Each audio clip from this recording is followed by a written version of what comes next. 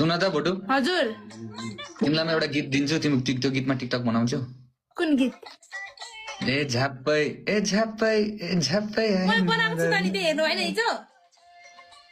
बनाइछौ मैले बनाएको छु त के थर्ड भिडियोमा यो आइडीमा हेर्नु है त म देखाइदिन्छु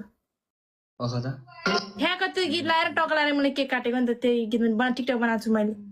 ठ्याक्क त्यो गीत लाएर टक हेर्ने यो हो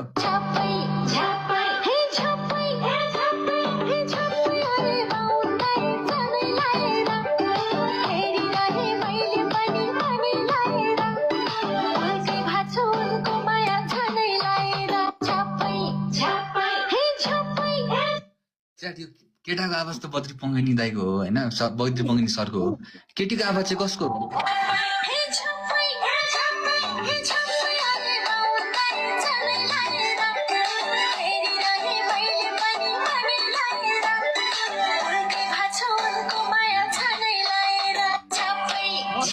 साँच्चीकै नै भनेको राजा यता सुन एउटा कुरा भन्छ है भोटु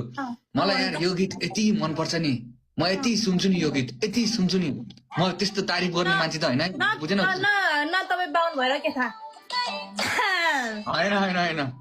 होइन त्यस्तो भएर होइन तपाईँलाई के केटी मगरी मनपर्छ त्यो भएर त्यो पनि हुनसक्छ फेरि एउटा बुधा त्यो पनि हुनसक्छ फेरि